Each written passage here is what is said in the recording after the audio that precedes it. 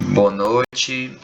Nós somos alunos do PROEF, do mestrado do Educação Profissional em Educação Física, na disciplina Metodologia do Ensino de Educação Física, trabalhando hoje sobre a questão da pesquisa sociocrítica e o currículo e a didática na educação. Nós vamos tratar hoje sobre 3 textos e discutir eles, né? O nosso primeiro texto que nós iremos falar, o texto não está aqui. Eu vou. O primeiro texto é a pesquisa sociocrítica sobre o ensino de educação física e a formação de professores de educação física, uma revisão sistemática. O professor Jorge vai dar a primeira fala. Pode falar, Jorge. Esse texto ele faz uma revisão sistemática de 23 estudos. É um texto bem interessante, bem incentiva muito o pensar.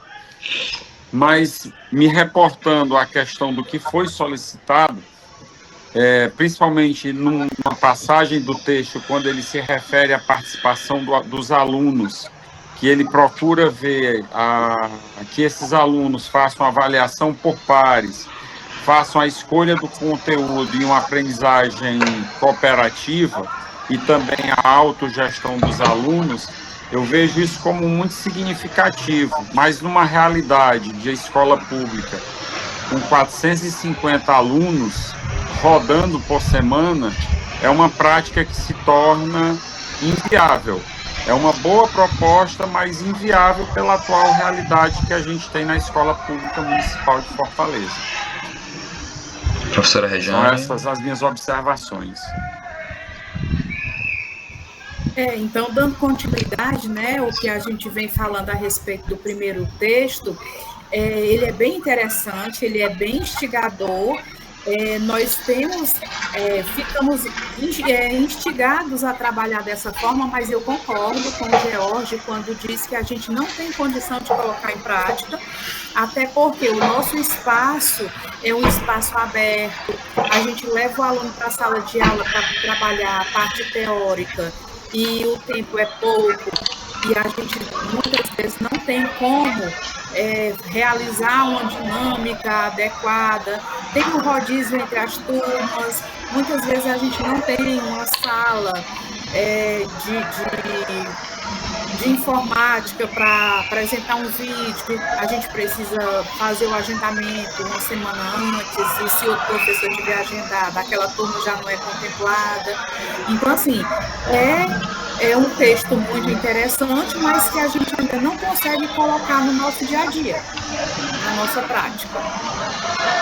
Professora Regiane. Tirando essa parte, né, dos alunos do protagonismo, o que me chamou a atenção foi a questão da predominância da pesquisação, né, que é justamente os professores que estão atuando na escola, que a importância da pesquisa, né, ser dentro da escola, com os professores da escola, que é justamente a proposta do PROEF, né, que são os professores dentro da escola fazer essa pesquisa. E aí, o artigo também falou sobre a necessidade de mais produção no Brasil, né, ele citou até o Paulo Freire, que é um dos teóricos da sociocrítica, né, e que não tem tanta pesquisa brasileira, são mais pesquisas de fora. Isso mesmo. Um aspecto positivo, né, que destacou no artigo é que já tem quase metade dos autores já de mulheres, né, ele destacou esse ponto positivo, que tem, né, que já está avançando, a questão do gênero, né, já está querendo se igualar. Ok. A minha percepção, né, ela é muito semelhante dos meus colegas, e eu noto também que recorrentemente o autor, ele cita, né, escolas teóricas maiores, né, fontes anteriores, como a Escola de Frankfurt e Paulo Freire. Ele sinaliza que essas ações, essas boas práticas, né, ela tem resultados positivos, né, melhores do que pedagogias tradicionais.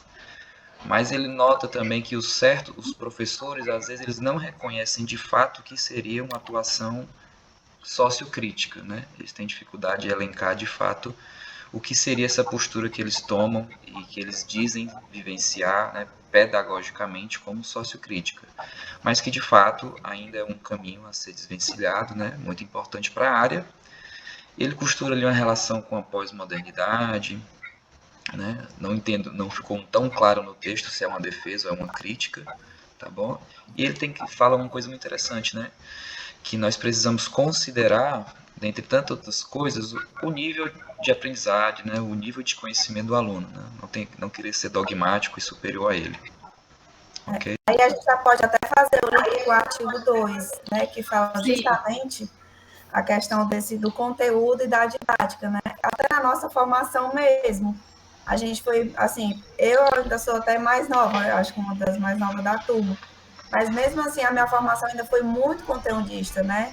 E ele fala justamente dessa formação, da distorção da pedagogia, né, do conteúdo e da pedagogia mesmo, da didática, na verdade, da didática com essa separação, né? E que ainda precisa, né, não precisa se encontrar aí nesse caminho. Esse próximo texto, o título dele é Formação de Professores e Didática para o Desenvolvimento Humano, né? E aí, voltando nesse caminho que a gente está percorrendo da discussão do texto, eu fiz assim uma pontuação. Ele chega no texto e coloca que o caminho didático para a formação dos conceitos pelos alunos deve reproduzir ou recriar o caminho investigativo já percorrido pelo pensamento científico. Então ele dá essa sugestão, mas aí a gente volta para o que a Rejane colocou da nossa formação. Nós não fomos levados a trabalhar dessa forma.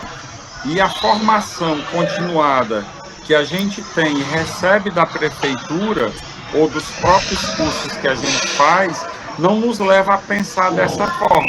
Então a gente continua trabalhando de uma forma distante disso que é proposto, porque a gente não tem esse exercício, essa formação para atuar de uma outra forma, mas que é bem provocador, eu também continuo nessa mesma perspectiva. Eu gostei bastante desse segundo texto, quando o Libânio vem nos trazer essa proposta, né, e nos orientar para que a gente possa estar fazendo esse link com o pedagógico, que a gente tem essa preocupação de construir aulas que venham despertar nos alunos a criticidade, que venha levar em conta também os conhecimentos que os alunos levam para a escola, que a gente tenha um fazer diferenciado.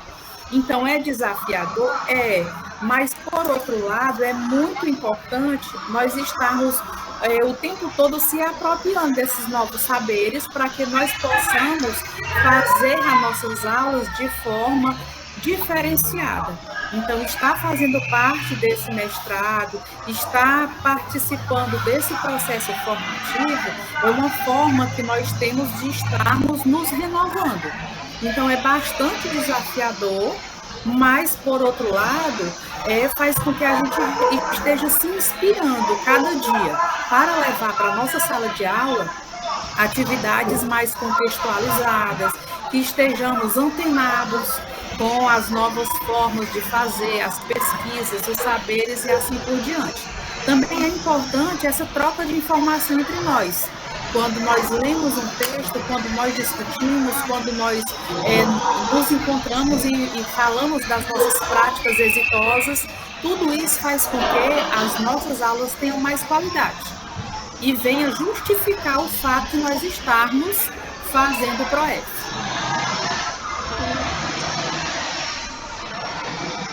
Vamos. Podemos passar para o próximo. Nivaldo, né? Agora. Pronto. Sobre o texto 2, ele realmente fala sobre essa questão, né? Que existe um conhecimento disciplinar e um conhecimento pedagógico, que historicamente, politicamente, né? A política educacional do país ela se voltou justamente nessa questão. Então se formava muito mais a questão do conhecimento do que a transmissão desse conhecimento. Então você era muito expert em determinado assunto, né, em disciplina, mas o próprio termo que ele usa existia desculpa, eu esqueci a palavra.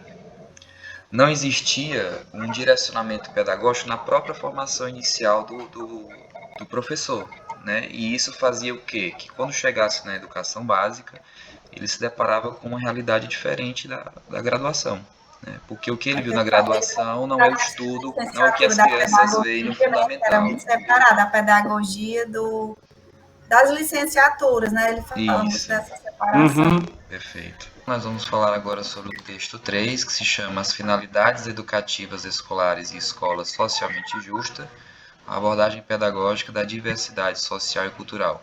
Também um texto do Carlos Libânio. O George vai fazer a primeira fala. O texto 3, a leitura foi muito interessante e eu gostaria de destacar uma passagem que é a seguinte: ao mesmo tempo, fornece indicativos de que não é possível conceber uma escola justa sem se levar em conta a diversidade sociocultural e as formas de lidar política e pedagogicamente com ela. Isso é interessante porque essa diversidade cultural traz para dentro da escola a questão da cultura dos alunos. E isso, para nós da educação física, principalmente na Prefeitura de Fortaleza, se coaduna muito com a proposta do DSR-FOR, que implementa o trabalho do professor Marcos Neira, que trabalha com o currículo cultural. E ele faz, através do mapeamento, esse levantamento dessa diversidade cultural e tenta trazê-la para dentro da escola. E isso eu acredito que pode gerar um bom empoderamento e um grau de pertencimento dos alunos em relação à escola e à educação física. Leonice. É muito interessante esse texto, me chamou bastante a atenção quando trata dessa questão de uma escola socialmente justa. O que já foi argumentado pelo George procede.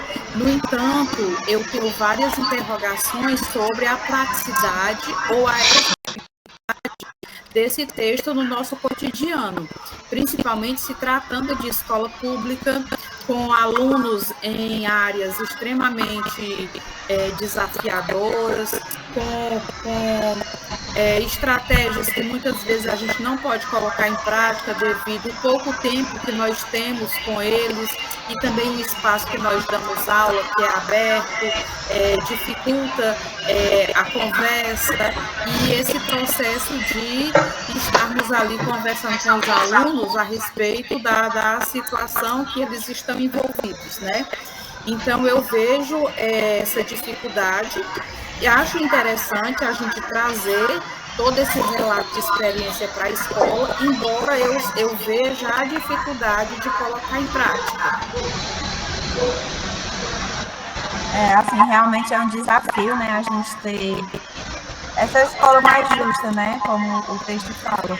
Mas que realmente a gente deve buscar, né, procurando diminuir essas diferenças, né, socioculturais dos alunos, e considerar a diversidade deles, né, a diversidade da cultura.